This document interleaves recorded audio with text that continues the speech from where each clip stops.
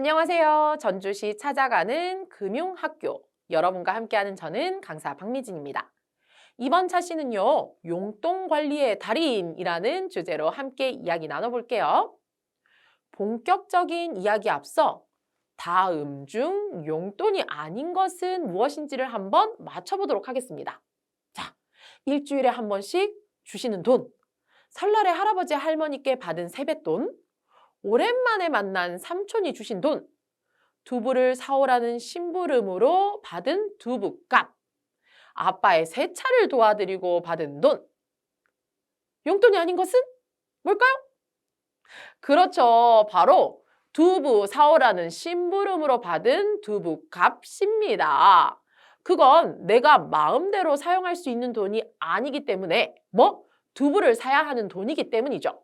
근데 만약에 이게 아니라 두부를 사오고 나서 잘했어, 고마워 라고 해서 엄마에게 받은 돈이라고 하면 이건 용돈이 될 수 있겠죠. 자, 용돈이라는 말을 우리가 많이 사용하고 있지만 누군가 용돈을 뭐라고 얘기하면 좋을까? 용돈이 뭔데? 라고 물은다면 뭐라고 답해야 될까? 헷갈리기도 한 단어인데요. 오늘 저와 이렇게 한번 정리를 해보면 어떨까요? 용돈은요, 책임감을 가지고 자유롭게 쓸 수 있는 돈을 용돈이라고 하겠습니다. 자, 그럼 용돈은 어떻게 받을 수 있을까요? 그렇죠. 정해진 날에 꼬박꼬박 용돈을 받는 친구도 있고 필요한 때에 필요한 만큼의 돈을 받는 친구도 있더라고요. 그리고 대부분의 친구들은 경험해 봤을 것 같은데 명절이나 특별한 날, 그쵸? 어른들, 오랜만에 만난 친척들이 주신 돈도 용돈입니다. 특히 세뱃돈도요.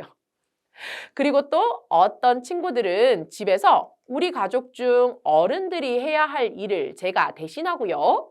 그 대가로 홈 아르바이트비를 법니다 하는 친구들도 있더라고요. 자, 여러분은 어떤 형태의 용돈이 가장 좋나요? 전 사실 전부 다 좋습니다. 자, 꼬박꼬박 받는 것도 좋고요. 가끔 받는 것도 좋고요. 열심히 일해서 받는 것도 좋고. 왜? 내가 쓸 수 있는 돈이 많아지는 거니까요. 그쵸? 이렇게 모두의 용돈을 받았으면 좋겠습니다. 자, 그럼 이렇게 용돈을 받고 싶다라고 이야기를 했는데 용돈을 받아서 어디에 쓰고 싶냐고요? 너무 많죠. 여러분들은 용돈을 받으면 무엇을 하나요? 미래를 위해서 혹은 더 큰 소비를 위해서 저축을 하는 친구들도 있을 거고 당장 필요한 물건이나 서비스를 사는데 쓰는 친구들도 있을 거고 또 다른 사람을 위해 기부하는 친구들도 있겠죠. 자, 이 중 우리는 저축에 대해서 먼저 이야기를 해볼까 합니다. 저축은 왜 할까요? 나중에 무슨 일이 있을지 모르니 미리 준비하려고 저축을 하기도 하고요. 혹시 아프거나 필요할 때 사용할 수도 있고요. 또 용돈을 받아서 미리 일정 금액을 저축하고 소비를 하면 낭비를 막을 수도 있습니다. 용돈이 생기면 먼저 소비하고 저축한다는 친구들도 많던데요. 그런 친구들은 저축해서 큰 돈을 모으기 힘들 수도 있습니다.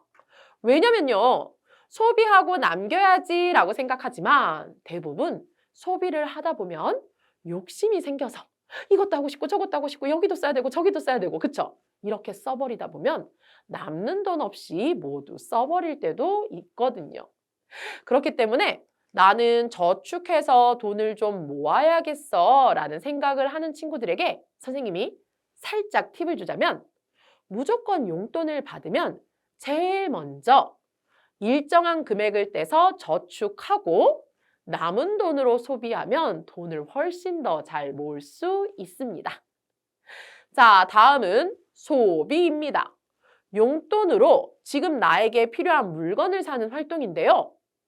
어떻게 사용할지 미리 계획하지 않으면 돈을 다 써버리고 후회할 수도 있겠죠. 또 소비를 하기 전에 계획하는 것만큼 중요한 부분이 바로 소비 후에 내가 좋은 소비를 했나 확인하는 부분입니다. 그래야 다음번 소비할 때 맞아. 지난번에 이렇게 써서 후회했었지? 이 부분은 조심해야겠구나. 다음에는 이렇게 소비해야겠네 라고 생각할 수 있거든요. 자, 다음은 기부입니다. 말만 들어도 참 마음이 따뜻해지는 단어인데요. 도움이 꼭 필요한 사람들을 도와줄 수도 있고요. 또 내가 도와줌으로써 나도 행복해질 수 있기 때문에 우리 모두가 행복한 사회를 만들 수 있는 아주 좋은 방법이라고 생각을 합니다. 그런데 용돈 굳이 관리까지 해야 하나요? 그냥 쓰면 안 되나요? 맞아요. 늘 이런 생각은 하는 것 같습니다. 이제 돈에 대해 관심을 갖고 공부하는 친구들은 모두 알고 있겠지만 용돈을 관리하면 내 수입과 지출 내역을 정확하게 파악할 수 있고 그래서 내가 현재 가진 돈에 대해서도 정확하게 알 수 있어요. 이러한 과정을 통해서 다음 용돈 계획을 세우는 데도 도움이 되고 용돈 계획을 잘 세워서 돈을 사용하면 낭비도 줄일 수 있습니다. 또 돈을 절약할 수도 있죠. 이런 것 때문에 우리가 좀 힘들지만 용돈을 열심히 관리하는 거라고요. 자, 조금 더 구체적으로 살펴보도록 하겠습니다. 나에게 들어온 돈은 수입, 내가 사용한 돈은 지출. 자, 수입은 어떤 게 있을 수 있죠?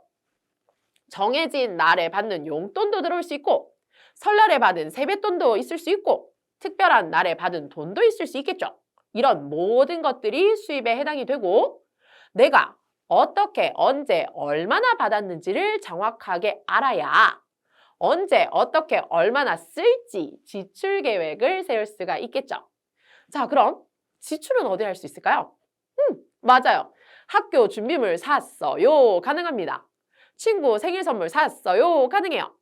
간식 사 먹었습니다. 가능합니다.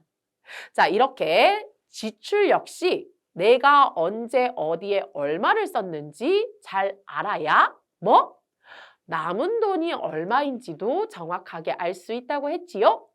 자, 나에게 들어온 돈, 나간 돈 정확하게 확인해야 남은 돈이 얼마인지를 알고 내가 현재 가지고 있는 돈을 정확하게 파악할 수 있으면 그 돈을 또 어떻게 사용할지 계획도 세울 수 있겠죠.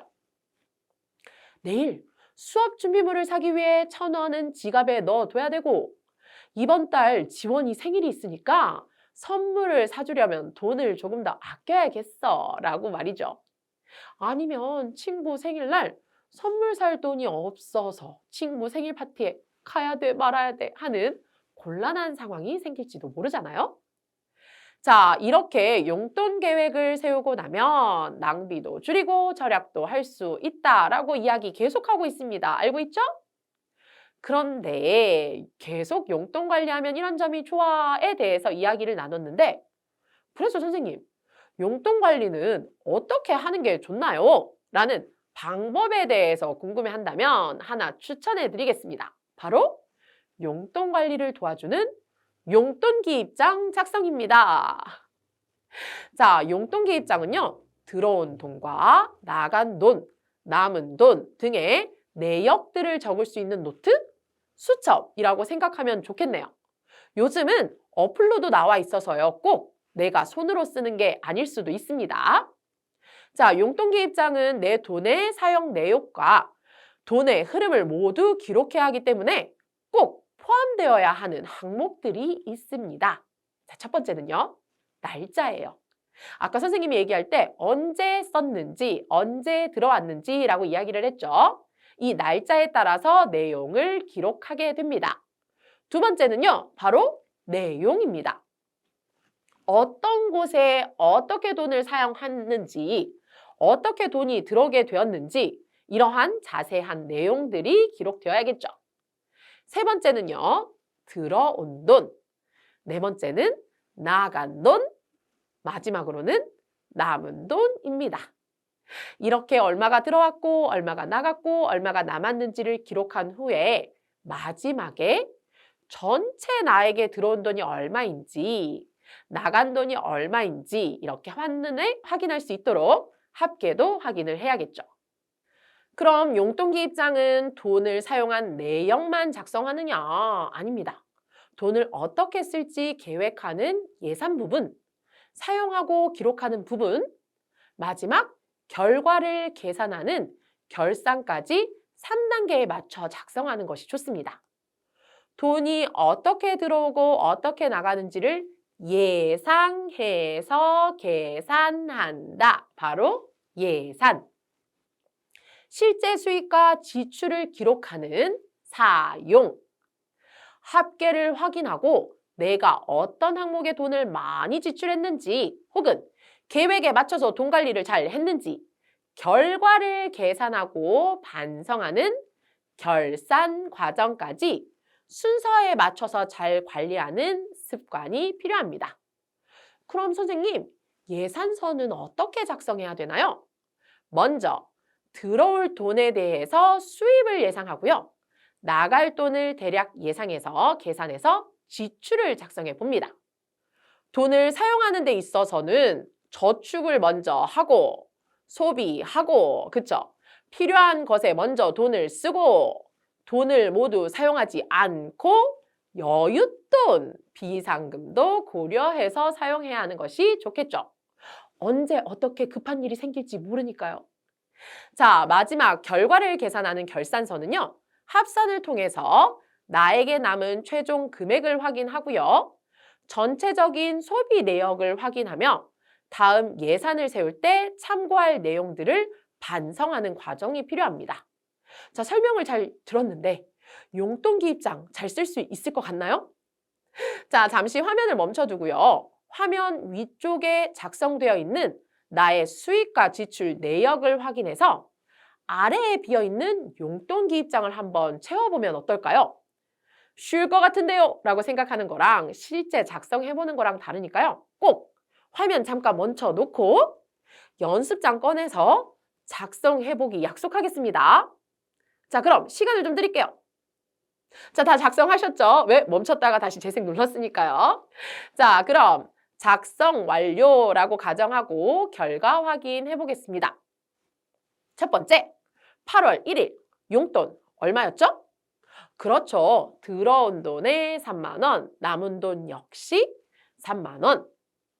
8월 3일 저축 5천 원. 자, 나간 돈에 쓸까요? 들어온 돈에 쓸까요? 맞습니다. 나간 돈에 5천 원이라고 작성. 그러면 남은 돈은 2만 5천 원. 자, 8월 6일 미술 준비물. 나간 돈 6,200원. 계산이 좀 복잡해졌어. 남은 돈은 18,800원입니다. 자, 8월 10일 홈 아르바이트를 했네요. 와, 이번에는 들어온 돈 2,000원. 자, 그럼 빨리 계산해 볼까요? 남은 돈은 28,800원.